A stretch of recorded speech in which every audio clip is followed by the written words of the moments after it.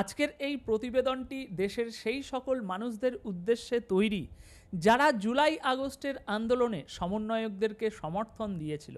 এই ভেবে তারা সমর্থন দিয়েছিল যে এবার এই দেশটাকে নূতনভাবে সাজানো হবে। দেশের কোনায় কোনায় যত দুর্নীতি আছে এই সমন্বয়করা এবং বিএনপির নেতাকর্মীরা সেই সমস্ত দুর্নীতি ধুয়ে মুছে একেবারে সাফ করে আমাদেরকে একটি নূতন দেশ উপহার দেবে। সুতরাং এই নূতন স্বাধীনতা কায়েম হওয়ার ৮ মাস পর আজ আমরা কি দেখতে পাচ্ছি? আমরা যে আশা নিয়ে এই জুলাই আগস্টের আন্দোলনকে সমর্থন করেছিলাম, আমাদের সেই আশা পূর্ণ হলো কি? নাকি আগে সারা দেশের কোনায় কোনায় যে দুর্নীতি ছিল সেই দুর্নীতির পরিমাণ এখন বেড়ে আরও ২ গুণ ৪ গুণ বেড়ে গিয়েছে?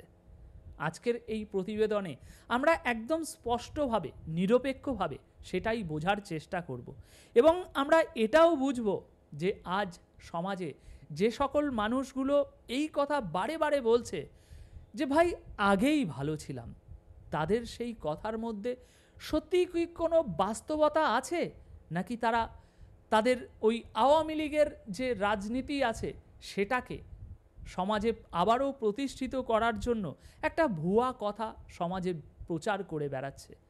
এগুলোই আজকের এই প্রতিবেদনে আমরা একদম সুস্পষ্টভাবে নিরপেক্ষভাবে বুঝতে পারব। দর্শক বন্ধুরা, এই বিষয়ে বিবিসি বাংলা গতকাল একটি পরিসংখ্যান চালিয়েছে, একটি জরিপ চালিয়েছে। দেশের সবথেকে বড় বাজার কারওয়ান বাজারে তাদের এই জরিপটি চালানো হয়েছে, যেখানে কারওয়ান বাজার থেকে শুরু করে গুলশান পর্যন্ত সমস্ত ব্যবসায়ীদের সাথে বিবিসির রিপোর্টাররা গিয়ে কথা বলেছে এবং বোঝার চেষ্টা করেছে দেশে যতগুলো দুর্নীতির বিষয় আছে সেই সমস্ত বিষয়ের মধ্যে প্রধান একটি বড় বিষয় হচ্ছে চাঁদাবাজি, যা দেশের সর্বত্র একবারে মহামারীর মতো ছড়িয়ে আছে। তো সেই চাঁদাবাজি কি এখন বন্ধ আছে, নাকি সেই চাঁদাবাজি আরও বেড়ে গিয়েছে? এটাই বিবিসি বাংলা বোঝার চেষ্টা করেছে এবং সেটারই একটি প্রতিবেদন বিবিসি বাংলা উপস্থাপন করেছে আজ সকালে। তো এই প্রতিবেদনটি খুব সহজ সরলভাবে সংক্ষেপে আপনাদের সামনে উপস্থাপন করার চেষ্টা করব এবং এই প্রতিবেদনটির মাধ্যমে আপনারা বুঝতে পারবেন যে আগেই ভালো ছিলাম না এখন ভালো আছি। দর্শক বন্ধুরা, এই প্রতিবেদনের শিরোনামে যে কথাটি লেখা হয়েছে সেটি হচ্ছে, আগে চাঁদা দিতে হতো একজনেরে, এখন দিতে হইতেছে ৪-৫ জনেরে। আশা করি এই শিরোনামটি অনেককে অনেক কিছু বুঝিয়ে দিচ্ছে এবং যারা বলে যে আগেই ভালো ছিলাম এখন ভালো নেই, তাদের কথাটা সত্য নাকি মিথ্যে, বিবিসি বাংলার এই শিরোনামটাই অনেক অংশে সেই উত্তরটি দিচ্ছে। যে আগে চাঁদা দিতে হতো একজনেরে, এখন দিতে হইতেছে ৪-৫ জনেরে। এখনও অনেক কিছু বাকি আছে। আসুন, ঢাকার একজন ব্যবসায়ী জয়েদুল ইসলাম, রোববার তার সঙ্গে কথা হচ্ছিল বিবিসি বাংলার এক সাংবাদিকের। আলাপের শুরুতে কেমন আছেন জানতে চাইলে সেই ব্যবসায়ী বলেন ভালো নেই। কিন্তু কেন ভালো নেই এমনটা জানতে চাইলে তিনি বলেন, আগে চাঁদা দিতে হতো একজনেরে, এখন দিতে হইতেছে ৪-৫ জনেরে। তাহলে কিভাবে ভালো থাকি বলেন? গত ৫ই আগস্টের রাজনৈতিক পট পরিবর্তনের পর থেকে একের পর এক চাঁদাবাজির কারণে রীতিমতো আতঙ্কগ্রস্ত হয়ে পড়েছেন এই ব্যবসায়ী, জানান ওই সাংবাদিককে। এখন তো আননোন অপরিচিত নাম্বার থেকে ফোন আসলেই ভয় লাগে, আবার কে জানি টাকা চায়, বলছেন এই ব্যবসায়ী। রাজনীতির সঙ্গে সরাসরি জড়িত না থাকার পরও মামলার ভয় দেখিয়ে তার কাছ থেকে মোটা অঙ্কের চাঁদা নেওয়া হচ্ছে বলে তিনি অভিযোগ করেছেন। বিভিন্ন গ্রুপকে আমি এরই মধ্যে প্রায় ১৫ লাখ টাকা দিয়েছি, তারপরও আরও টাকা চাওয়া হচ্ছে আমার কাছ থেকে, না দিলে মামলায় নাম ঢুকিয়ে দেবে বলে হুমকি দিচ্ছে তারা, বলে অভিযোগ করেছেন বিবিসি বাংলাকে এই ব্যবসায়ী। এই ব্যবসায়ী আরও জানিয়েছেন যে যারা চাঁদা নিয়েছেন এবং এখনও তার কাছ থেকে দাবি করছেন তারা প্রায় সবই বিএনপির রাজনীতির সাথে যুক্ত।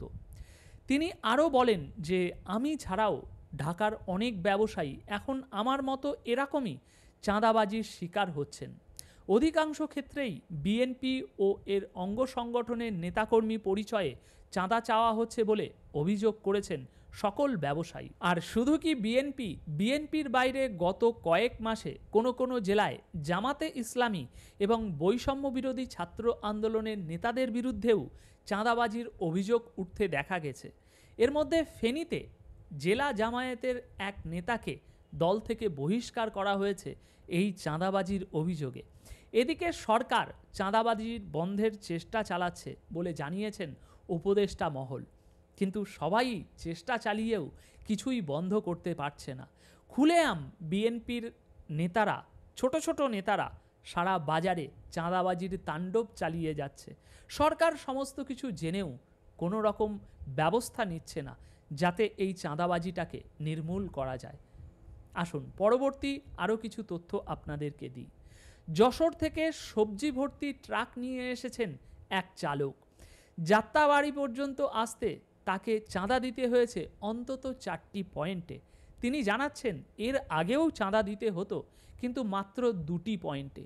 এখন তাকে 4টি পয়েন্টে চাঁদা দিতে হচ্ছে।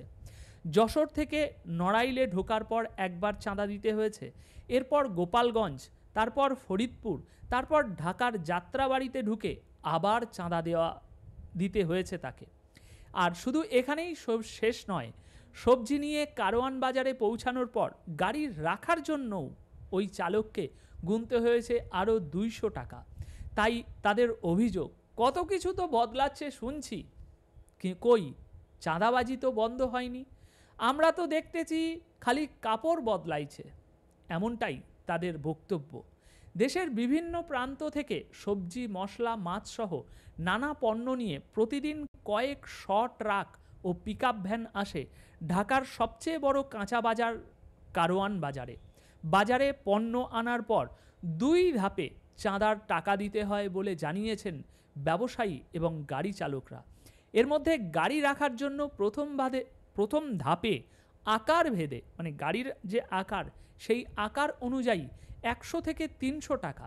এরপর পণ্য খালাস করার জন্য ফের ট্রাক প্রতি গুনতে হয় কমপক্ষে 1000 টাকা। আর এই সব কারণেই ঢাকায় আসার পর সবজির দাম বেড়ে যায়। পোষাবে কি করে?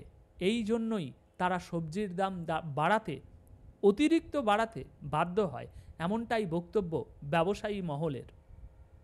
ব্যবসায়ীরা বলছেন বিএনপির অঙ্গ সংগঠনের নেতাকর্মী পরিচয়েই এখন চাঁদাবাজি করা হচ্ছে। কেউ আইয়া কয় যুবদল, কেউ আইয়া কয় ছাত্রদল, আরও আছে শ্রমিক দল, স্বেচ্ছাসেবক দল, এক এক সময় এক এক গ্রুপ আহে, বলেছেন বাজারের একজন আড়তদার। কয়েকজনেরে টাকা দিমু, ওগো জ্বালায় আমরা অতিষ্ঠ, বিবিসি বাংলাকে বলেছেন এই আড়তদার। বড় কেউ তো আসে না, চামচারা আইসা কয় ভাই পাঠাইছে, টাকা দেন। তো এই হচ্ছে বর্তমান পরিস্থিতি। আমি সেই জনগণের জন্য খুবই মর্মাহত যারা ভেবেছিল এই ছাত্র প্রতিনিধিদের অধীনে দেশে বিশাল বড় একটি উন্নতি আসবে, কিন্তু এখনো পর্যন্ত আমরা যা জানলাম, পড়লাম, বুঝলাম, তাতে করে আমরা স্পষ্ট ধারণা পাচ্ছি যে চাঁদাবাজি আগে ছিল। আওয়ামী লীগের সময় চাঁদাবাজি ছিল না এমনটা আমি বলবো না, কিন্তু আমরা স্পষ্ট দেখতে পাচ্ছি যে সেই চাঁদাবাজির পরিমাণ এখন আরও 3 গুণ 4 গুণ বেড়ে গিয়েছে। অথচ এই সরকার চাইলেই এই চাঁদাবাজি কয়েক সপ্তাহের মধ্যে বন্ধ করে দিতে পারে, কিন্তু তারা ইচ্ছাকৃতভাবে বন্ধ করছে না। আমরা স্পষ্ট বুঝতে পারছি কেন বন্ধ করছে না, তার পিছনে বিভিন্ন কারণ থাকতে পারে। কী কারণ সে নিয়ে আমরা আর আলোচনা করতে চাই না, কারণ আপনি ইতিমধ্যেই সেটা বুঝতে পেরে গিয়েছেন। কারওয়ান বাজারের চেয়েও ভয়াবহ অবস্থা ঢাকার গুলিস্তানের। নাম প্রকাশে অনিচ্ছুক এক হকার জানিয়েছেন যে তিনি 5ই আগস্টের পর ফুটপাতে দোকান বসিয়েছেন। তার কাছে বিবিসি জানতে চেয়েছিল যে দোকান বাবদ তাকে কত টাকা দিতে হয়েছে। জবাবে তিনি বলেন নগদ 1 লাখ টাকা গুনেছেন তিনি, তারপর এখানে দোকান দিতে পড়েছেন। তবে যারা এককালীন নগদ টাকা দিতে পারে না তাদের কাছ থেকে টাকা নেওয়া হচ্ছে মাসিক কিস্তিতে। তো এই হচ্ছে নতুন স্বাধীনতার ফল। আর চাঁদার টাকা দিতে না পারলে দোকান উচ্ছেদ করে সেখানে অন্য লোক বসানো হয় বলে জানিয়েছেন হকাররা। সেখানে আর এক হকারের অভিযোগ, আমার কাছে ৯ মাসে ৯,০০০ টাকা ভাড়া চাওয়া হয়েছিল, আমি দিতে পারি নাই, পরে তাই আমাকে মারধর কইরা দোকান থেকে তুইলা দিয়েছে। তিনি অভিযোগ করছেন যে বিএনপির স্থানীয় নেতাকর্মীরাই এই চাঁদাবাজির সঙ্গে জড়িত। বিষয়টি নিয়ে পুলিশের কাছে অভিযোগ করার হুমকি দিলে উল্টো তাকেই মামলায় ফাঁসিয়ে জেল খাটানো হয়েছে বলে অভিযোগ করেন গুলিস্তানের এই হকার। প্রতিবাদ করতে গেছি বলে আমারে মিথ্যা মামলায় ফাঁসাইয়া জেলে ভরেছে, প্রায় ১ মাস জেল খাইটটা বার হইছি, এখনও হুমকি ধমকি দিতেছে বলেছেন এই হকার। গুলিস্তানের ফুটপথ ও সড়কে অবৈধভাবে যেসব দোকান বসিয়ে এখন তাদের থেকে নিয়মিতভাবে চাঁদা আদায় করা হচ্ছে, সেগুলোর সংখ্যা বিবিসি জানতে পেরেছে কমপক্ষে ৩,০০০-এরও বেশি। সন্ত্রাস ও চাঁদাবাজের বিষয়ে বিএনপি কঠোর অবস্থানে আছে বলে ইতিমধ্যেই জানানো হয়েছে বিএনপির শীর্ষ নেতাদের তরফ থেকে। অভিযোগ পেলে সেগুলো খতিয়ে দেখে প্রয়োজনীয় ব্যবস্থা নেওয়া হচ্ছে বলেও নেতাদের তরফ থেকে জানানো হয়েছে। এই একই বক্তব্য বর্তমান দেশ পরিচালনাকারী সরকারেরও, কিন্তু পরিবর্তন কোনো কিছুই আমরা দেখতে পাচ্ছি না। দেশের সংস্কার অনেক কিছুই হচ্ছে, এই নূতন স্বাধীনতা অনেক পরিবর্তনই করছে দেশে, কিন্তু হচ্ছে না দেশের সাধারণ জনগণের, হচ্ছে না বাজারে, বন্ধ হচ্ছে না চাঁদাবাজি, বন্ধ হচ্ছে না সন্ত্রাসবাদ। সুতরাং এবার তো আমাদের মন নিশ্চিতভাবেই এই প্রশ্নটা করে উঠবে যে তাহলে কি জন্য এত অস্থিতিশীল করে তুললাম আমরা এই দেশটাকে। কারণ আগে ব্যবসায়ীরা একজনকে চাঁদা দিলে মিটে যেত, কিন্তু এখন দিতে হচ্ছে ৩-৪ জনকে। সুতরাং এই চাঁদা দেওয়ার ফলে আগে ব্যবসায়ীদেরকে তাদের কাঁচামালে যদি ২ টাকা দাম অতিরিক্ত বাড়াতে হতো, তাহলে এখন তো সেটা ৬ টাকা, ৭ টাকা, ৮ টাকা বাড়াতে হচ্ছে এই একই কারণে। সুতরাং আবারও সেই প্রশ্নটা আমাদের মনে ধাক্কা দিচ্ছে, কি জন্য তাহলে এই দেশটাকে অস্থিতিশীল করলাম?